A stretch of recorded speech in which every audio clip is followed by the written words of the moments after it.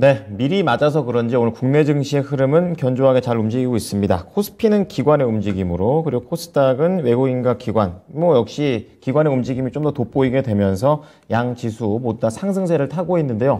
자, 오늘 오전장의 분위기 키워드로 찾아보겠습니다. 키워드 원투펀치, 바로자산운용의 윤정식 이사입니다. 이사님 안녕하십니까? 네, 안녕하세요. 네. 자, 우선 오전장, 앞서서 아침에도 좀 얘기를 어느 정도 해주셨다시피 비교적 긍정적으로 움직이고 있는 그런 상황인데요. 오전장을 관통할 수 있는 펀치부터 날려주시죠. 네, 다행이죠. 환율의 하락과 시장 상승으로 날려보겠습니다. 네.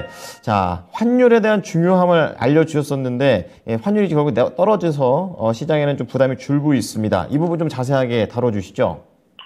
우선 환율이 1370원을 하회를 했고요. 하락폭이 조금 더 커졌습니다. 환율의 하락이 한 4원 정도, 오전에 4원 정도 하락을 했다가 지금은 조금 더 떨어져서 6원 20전 하락을 했고요. 여전히 사실 높은 수준이긴 합니다. 1365원이죠.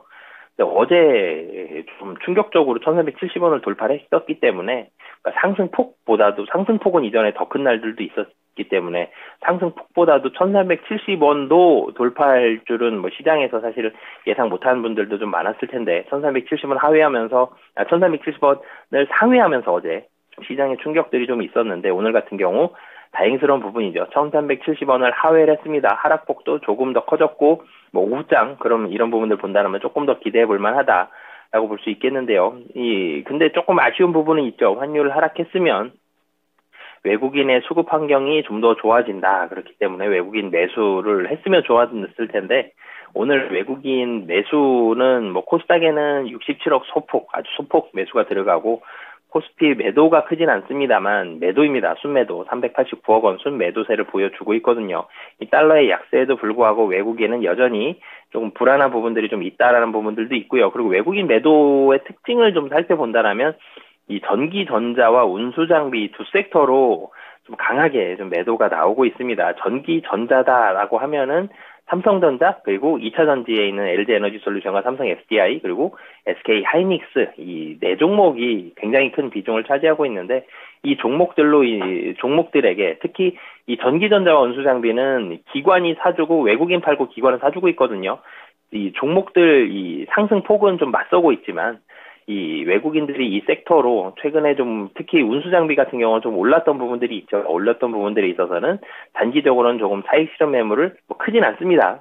그렇다고 지금부터 차익 실현 매물 내놓으면서 섹터가 급락을 한다 이런 상황들은 아니고요. 올랐던 매물 중에서 일정 부분 조금은 좀 매도를 하는 이런 모습들이 좀 나오고 있고요.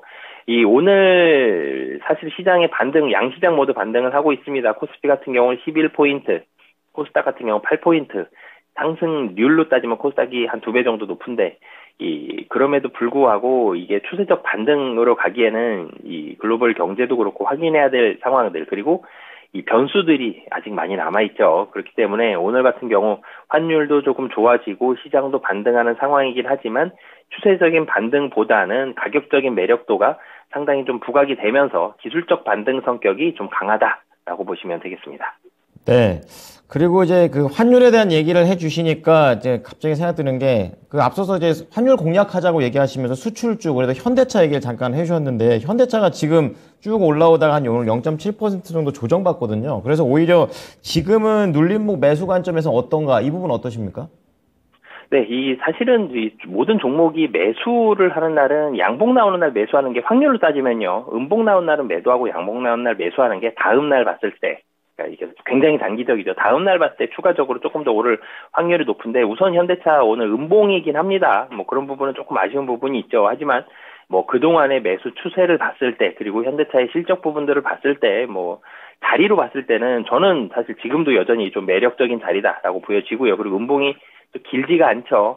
시작 자체는 소폭 플러스로 시작을 했다가 소폭 마이너스 정도입니다. 그런데 외국인의 매도가 지금 창구로 보면 외국인 매도 창구 2개고 외국인 매수 창구가 하나입니다. 매도가 굉장히 거센 상황도 아니고요. 그렇기 때문에 자리로 봤을 때는 가격으로 봤을 때는 여전히 매력적인 자리다. 근데 내일 하루 더 본다라면 음봉이기 때문에 조금만 더 확인하고 굉장히 단기적인 투자자분이시라면 뭐 음봉 나오는 날보다는 양봉 나오는 날 매수하시는 게 좋을 것 같고요. 하지만 뭐 조금만 더 길게 봤을 때는 뭐 현대차의 지금 자리 그리고 환율적인 매력도 이런 부분들을 봤을 때는 매력적인 자리다라고 말씀드리겠습니다. 네, 아침에 이제 환율 가지고 이제 매력 포인트로 지금 현대차 말씀해 주셔서 추가로 좀 더 여쭤봤습니다. 자, 이어서 오늘장 이길 수 있는 펀치로 넘어가 보겠습니다. 어떤 거 볼까요? 네, 이 섹터로 좀 말씀을 드리고 싶은데 화학 섹터 순매수 유입으로 잡아봤습니다. 네, 수급을 좀 긍정적으로 보시는 것 같은데 이 부분 좀 자세히 들어볼게요. 오늘 사실 눈에 띄는 섹터가 화학이죠. 다른 섹터들은 그렇게 뭐 매수가 뭐 많이 들어오고 이런 섹터들은 좀 적은데 화학 섹터는 외국인 한 400억 가까이 그리고 기관 같은 경우는 130억 정도 순 매수가 들어오고 있습니다. 우선 화학 섹터에 뭐 어떤 종목이 있는지를 보면 뭐 가장 먼저는 이 정유주가 오늘 좀 눈에 띄죠. SK이노베이션과 S-오일 이 오펙 플러스에서 하루 10만 배럴 감산하겠다라는 얘기도 있었고요.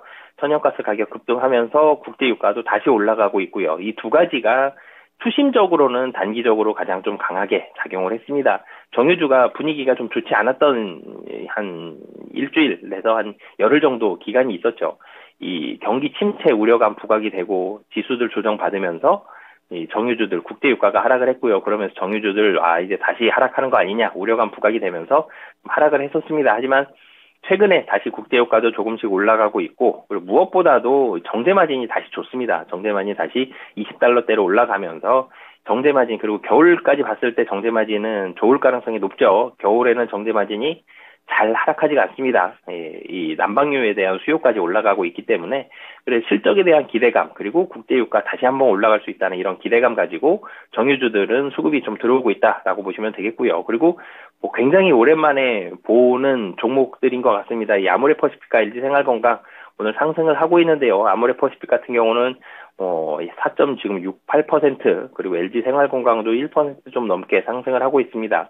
워낙 바닥에서 오래 사실은 옆으로 횡보하는 그런 모습들 보여줬는데 이 중국에 대한 기대감들 이 아모레퍼시픽 같은 경우 특히 중국 상하이 시장과 사업 확대를 논의하고 있다. 이 중국 면세점에 이어서 상하이 투자도 이 아모레가 협력을 하면서 협의도 하면서 중국에 대한 기대감들 화장품주가 이렇게 커졌던 이유는 중국에 잘 팔렸기 때문인 거거든요. 중국인 관광객이 많이 사갔고 중국 현지에서도 많이 팔았기 때문인데 이런 부분이 많이 막혔었죠.